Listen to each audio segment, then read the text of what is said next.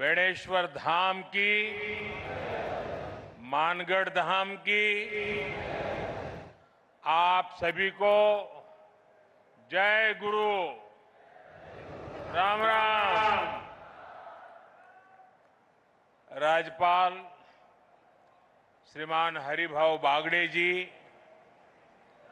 यहाँ के लोकप्रिय मुख्यमंत्री श्री भजनलाल शर्मा जी, पूर्व मुख्यमंत्री बहन वसुंधरा राजे जी, मंत्रिमंडल में मेरे सहयोगी प्रहलाद जोशी जी, जोधपुर से हमारे साथ जुड़ रहे भाई गजेंद्र सिंह शेखावत जी, अश्विनी वैष्णव जी, बीकानेर से हमारे साथ जुड़ रहे श्रीमान अर्जुनराम मेघवाल जी, यहां उपस्थित उप मुख्यमंत्री प्रेमचंद बैरवा जी, दिया कुमारी जी, भाजपा के प्रदेश अध्यक्ष श्रीमान मदन राठौड़ जी, राजस्थान सरकार के मंत्रीगण, अन्य सभी महानुभाव, भाई और बहनों, आज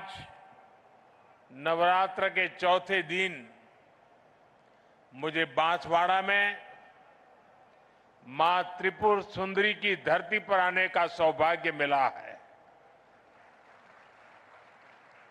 मुझे कांठल और वागड़ की गंगा मानी जाने वाली माही मां के भी दर्शन हुए। माही का पानी हमारे आदिवासी भाई बहनों के संघर्ष और उनकी जीवटता का प्रतीक है। महानायक गोविंद गुरु जी के प्रेरणादायी नेतृत्व ने जो अलग जगाई, माही का पवित्र जल उस महागाथा का साक्षी है। मैं मां त्रिपुरा सुंदरी और मां माही को श्रद्धापूर्वक नमन करता हूं। साथियों, साधना और शौर्य की धरती से मैं महाराणा प्रताप, राजा बांसिया भील, उनको श्रद्धापूर्वक उनका पुण्य स्मरण करता हूं और उन्हें नमन करता हूं। साथियों, नवरात्रि में हम शक्ति के 9 स्वरूपों की पूजा करते हैं और आज यहां ऊर्जा शक्ति यानी बिजली उत्पादन से जुड़ा इतना बड़ा आयोजन हो रहा है। राजस्थान की धरती से आज बिजली क्षेत्र में भारत के सामर्थ्य का एक नया अध्याय लिखा जा रहा है। आज राजस्थान, मध्य प्रदेश, आंध्र प्रदेश, कर्नाटका और महाराष्ट्र में 90,000 करोड़ रुपए से ज्यादा के बिजली प्रोजेक्ट शुरू हुए हैं। 90,000 करोड़ रुपया से ज्यादा के प्रोजेक्ट्स एक साथ शुरू होना ये दिखाता है कि देश आज बिजली की रफ्तार से आगे बढ़ रहा है और इस रफ्तार में देश के सभी हिस्से शामिल हैं। हर राज्य को प्राथमिकता दी जा रही है। यहां राजस्थान में भी क्लीन एनर्जी प्रोजेक्ट और ट्रांसमिशन लाइन की आधारशिला रखी गई है। बांसवाड़ा में राजस्थान एटॉमिक पावर प्रोजेक्ट का शिलान्यास हुआ है। यहां सोलर एनर्जी प्रोजेक्ट का उद्घाटन भी हुआ है। यानी सोलर ऊर्जा से लेकर परमाणु ऊर्जा तक देश अपनी बिजली उत्पादन क्षमता को नई ऊंचाई तक लेकर जा रहा है। साथियों, आज तकनीक और उद्योगों के जमाने में विकास की गाड़ी बिजली से ही दौड़ती है। बिजली है तो उजाला है, बिजली है तो गति है, बिजली है तो प्रगति है, बिजली है तो दूरियां मिटती हैं और बिजली है तो दुनिया हमारे पास है। लेकिन मेरे भाइयों बहनों, हमारे देश में कांग्रेस की सरकार ने बिजली के महत्व पर ध्यान ही नहीं दिया। जब 2014 में आपने मुझे सेवा का अवसर दिया और जब मैंने दायित्व संभाला तो देश के 2.5 करोड़ घर ऐसे थे जहां बिजली का कनेक्शन नहीं था। आजादी के 70 साल बाद भी देश के 18,000 गांवों में बिजली का खंभा तक नहीं लगा था। देश के बड़े बड़े शहरों में घंटों घंटों की बिजली कटौती होती थी। गांव में तो 4-5 घंटे बिजली आ जाए तो बड़ी बात होती थी और उस समय लोग चुटकुला सुनाते थे कि हमारे यहां बिजली जाती है, ये न्यूज नहीं है। लोग कहते थे कि बिजली आई, वो न्यूज होता था। लोग एक दूसरे को बधाई देते थे कि आज 1 घंटा बिजली आई थी। वो हाल थे। आज बिजली नहीं थी तो फैक्ट्रियां भी नहीं चल पाती थी, नए उद्योग नहीं लग पाते थे। राजस्थान समेत पूरे देश में यही हालत थी। भाइयों बहनों, 2014 में हमारी सरकार ने इन हालातों को बदलने का संकल्प लिया। हमने देश के हर गांव तक बिजली पहुंचाई। हमने 2.5 करोड़ घरों को मुफ्त बिजली कनेक्शन दिया और जहां जहां बिजली के तार पहुंचे वहां बिजली भी पहुंची। वहां लोगों की जिंदगी आसान हुई, वहां नए नए उद्योग पहुंचे।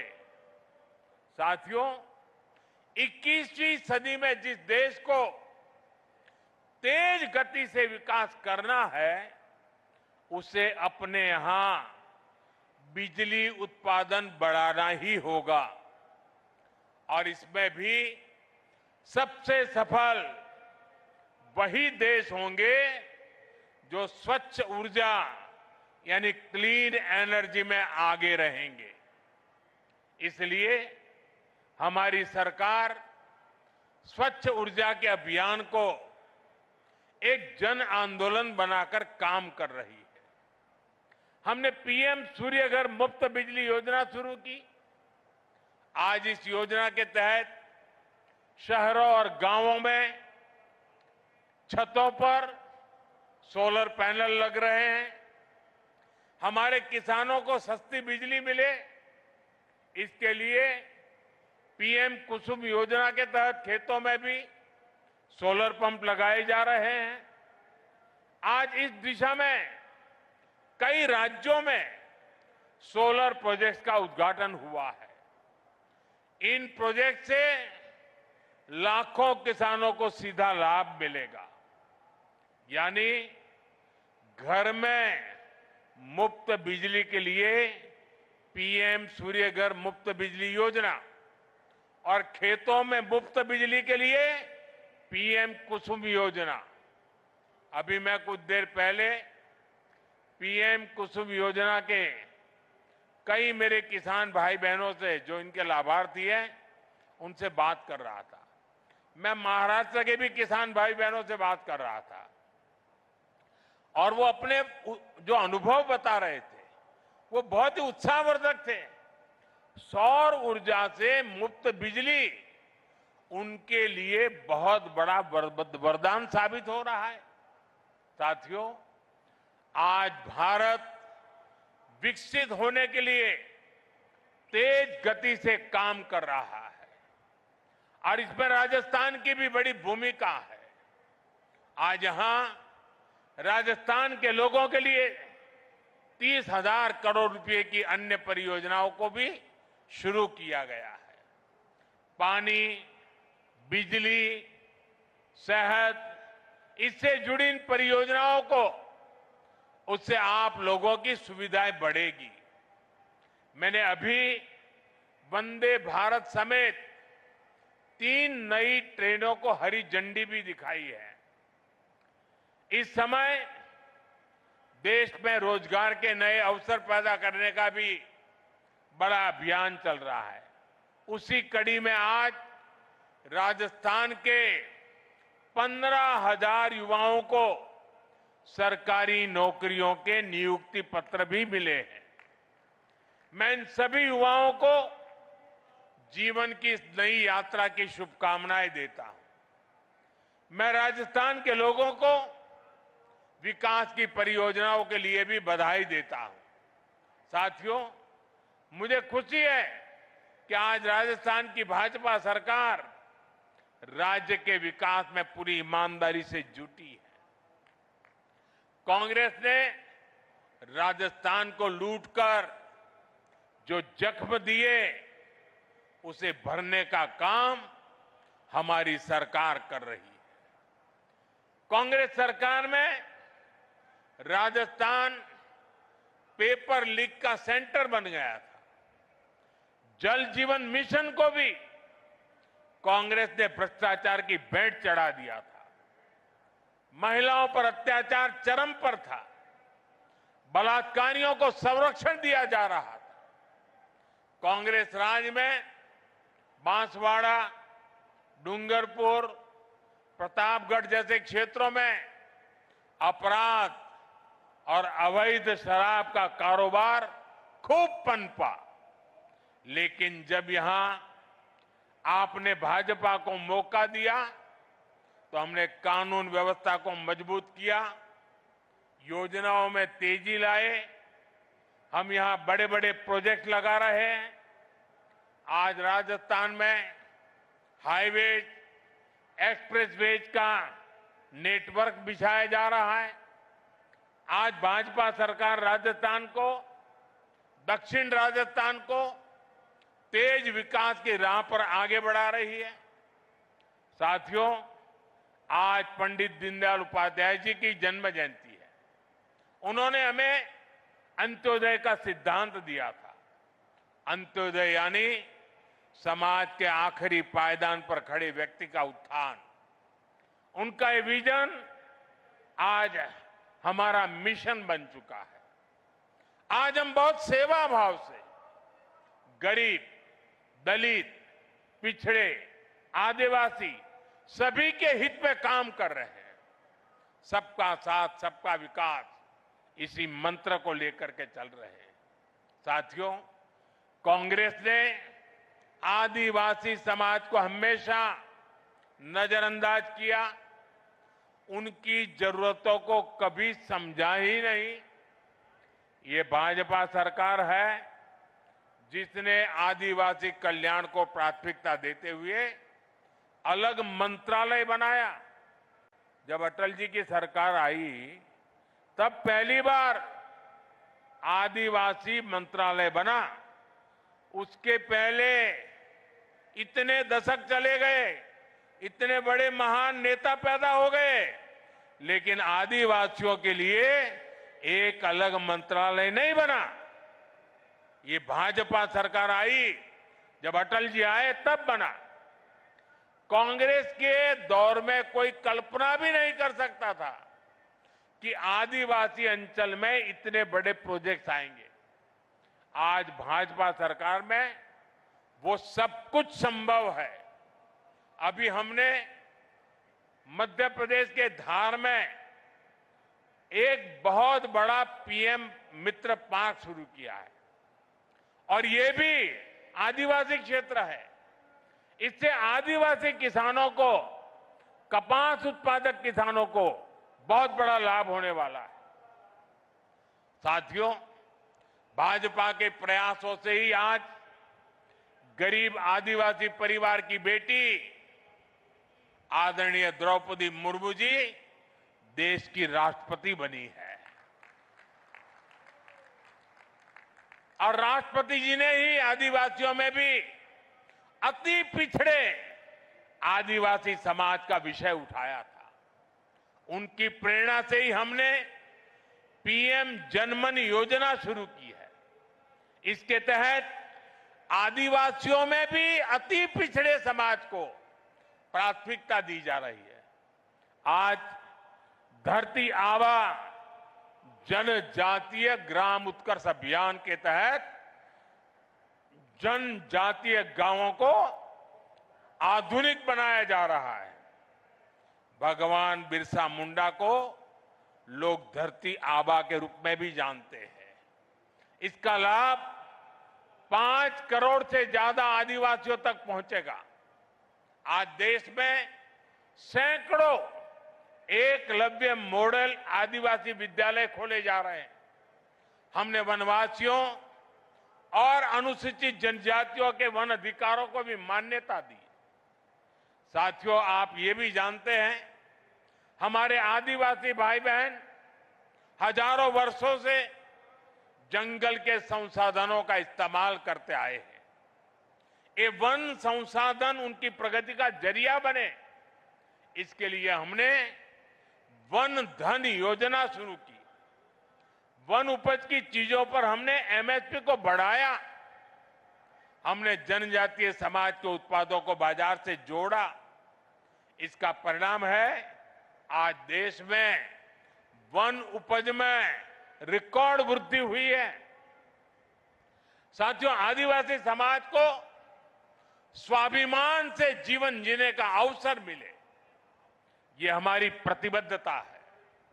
उनकी आस्था, उनके आत्मसम्मान और उनकी संस्कृति की रक्षा करना, ये हमारा संकल्प है। साथियों, जब देश के सामान्य मानव का जीवन आसान होता है तो वो खुद आगे बढ़कर देश की प्रगति का नेतृत्व करता है। आप लोगों को याद होगा, आज से 11 साल पहले कांग्रेस के समय हालात कितने खराब थे। और खराब क्यों थे? क्योंकि कांग्रेस सरकार देशवासियों के ही शोषण में लगी थी। कांग्रेस सरकार देश के लोगों को ही लूट रही थी। कांग्रेस के समय में टैक्स और महंगाई दोनों आसमान पर थी। आपने जब मोदी को आशीर्वाद दिया तो हमारी सरकार ने कांग्रेस की लूट को बंद किया।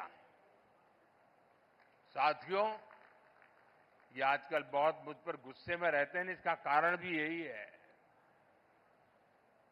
साथियों, 2017 में हमने जीएसटी लागू करके देश को टैक्स और टोल के जंजाल से मुक्ति दिलाई थी। अभी नवरात्रि के पहले दिन से फिर जीएसटी में बहुत बड़ा सुधार किया गया है। इसका नतीजा ये हुआ है कि आज पूरा भारत जीएसटी बचत उत्सव मना रहा है। हर रोज इस्तेमाल की जाने वाली ज्यादातर चीजें सस्ती हो गई हैं। यहां इतनी बड़ी संख्या में माताएं बहनें आई हैं और जब मैं अभी जीप में आ रहा था, सब माताएं बहनें आशीर्वाद दे रही थी। घर में माताओं बहनों के लिए रसोई का खर्च कम हो गया है। साथियों, साल 2014 से पहले अगर आप साबुन, शैम्पू, टूथपेस्ट, टूथ पाउडर ऐसे रोजमर्रा के सामान पर अगर आप 100 रुपये की चीज खरीदते थे, तब ये 100 रुपये का सामान आपको 131 रुपये का पड़ता था। सामान 100 का और देना पड़ता था 131 रुपया। और 2014 के पहले की बात कर रहा हूं, जो आजकल बयान बहादुर भांति भांति के झूठ फैला रहे हैं ना, यानी कांग्रेस सरकार 100 रुपये की खरीद पर 31 रुपये टैक्स लेती थी। 2017 में जब पहली बार हमने जीएसटी लागू किया तो यही 100 रुपये का सामान सिर्फ 18 रुपये बढ़े और 118 रुपये में आने लगा। यानी कांग्रेस सरकार से भाजपा सरकार आते आते 100 रुपये पर 13 रुपये की बचत हुई। अब 22 सितंबर को हम दोबारा जीएसटी को रिफॉर्म किया। जीएसटी रिफॉर्म के बाद जो 14 के पहले 100 रुपये का 131 रुपया देना पड़ता था, अब 100 रुपया में सिर्फ 5 रुपया टैक्स लगता है, सिर्फ 105 रुपया देना पड़ता है। कहां 31 रुपया और कहां 5 रुपया? यानी कांग्रेस के जमाने की तुलना में आज आपको 100 रुपये की खरीदारी पर 26 रुपये की बचत हो रही है। माताएं बहनें तो महीने के बजट का पूरा हिसाब रखती है। हम हिसाब से तो दर महीने अब आपको सैकड़ों रुपये की बचत होने वाली है। साथियों, जूते चप्पल तो सबकी जरूरत होते हैं। कांग्रेस के राज में अगर आपको 500 रुपये का जूता खरीदना होता था तो वो 575 रुपये का आता था। यानी 500 का जूता और बिल आता था 575। यानी कांग्रेस 500 रुपये के जूते पर 75 रुपये का टैक्स आपसे वसूलती थी। हमने जीएसटी लागू किया तो टैक्स 15 रुपया कम हो गया। अब नए जीएसटी के बाद आपको इसी जूते पर 50 रुपया कम देना पड़ेगा। पहले 500 से ऊपर के जूतों पर और भी ज्यादा टैक्स लगता था। हमने वो 500 वाला स्लैब भी हटा दिया। अब हमने जो 500 तक का स्लैब था उसको हटा करके 2500 रुपये तक जो जूते उसका टैक्स भी कम कर दिया। साथियों, एक सामान्य परिवार का सपना होता है कि उसके पास एक स्कूटर या मोटरसाइकिल हो। कांग्रेस राज में ये भी पहुंच से बाहर था। कांग्रेस 60,000 की बाइक पर, अगर एक बाइक आप खरीदते हैं 60,000 रुपये में, तो 19,000 रुपये से अधिक टैक्स लेती थी। बताइए, 60,000 रुपये के सामने 19,000 से ज्यादा टैक्स। 2017 में हम जीएसटी लाए तो ये टैक्स 2-2.5 हजार रुपया कम किया। और अब 22 सितंबर को जो दरें लागू की, उसके बाद अब 60,000 की बाइक पर सिर्फ 10,000 रुपया टैक्स हम ले आए नीचे। यानी 2014 की तुलना में करीब 9,000 रुपये का फायदा हुआ। साथियों, कांग्रेस के राज में अपना घर बनाना भी बहुत महंगा था। 300 रुपये के सीमेंट के बैग पर कांग्रेस सरकार 90 रुपये से अधिक टैक्स लेती थी। 2017 में जीएसटी आने के बाद ये करीब 10 रुपया कम हुआ। और अब जब दोबारा हम रिफॉर्म करके जीएसटी लाए तो 22 सितंबर के बाद सीमेंट के उसी बैग पर करीब 50 रुपये ही जीएसटी लग रही है। यानी सीमेंट के हर बैग पर भी 2014 की तुलना में आज 40 रुपये की बचत हो रही है। यानी कांग्रेस राज में जहां लूट ही लूट थी, वहीं आज भाजपा की सरकार में बचत ही बचत है। और तभी तो देश जीएसटी बचत उत्सव मना रहा है और जीएसटी बचत उत्सव को पूरे देश में मनाया जा रहा है। लेकिन भाइयों बहनों, ये जीएसटी बचत उत्सव तो चल रहा है, लेकिन हमारा एक और लक्ष्य है, आत्मनिर्भर भारत का। हम किसी और पर निर्भर न रहें, ये अब बहुत आवश्यक है। और उसका रास्ता जाता है स्वदेशी के मंत्र से, और इसलिए हमें स्वदेशी के मंत्र को भूलना नहीं है। मैं आप सबसे आग्रह करूंगा, और राजस्थान में और देश के कोने कोने में जो लोग मुझे सुन रहे हैं, उन सबसे भी आग्रह करूंगा, खास करके मेरे दुकानदार व्यापारियों से आग्रह करूंगा, हम जो बेचेंगे वो स्वदेशी ही बेचेंगे। और मैं देशवासियों से आग्रह करूंगा, हम जो खरीदेंगे वो भी स्वदेशी ही खरीदेंगे। हम दुकानदार को पूछेंगे, बताओ भाई ये स्वदेशी है कि नहीं है? और मेरी तो स्वदेशी की व्याख्या बहुत सिंपल है, कंपनी दुनिया के किसी भी देश की क्यों न हो,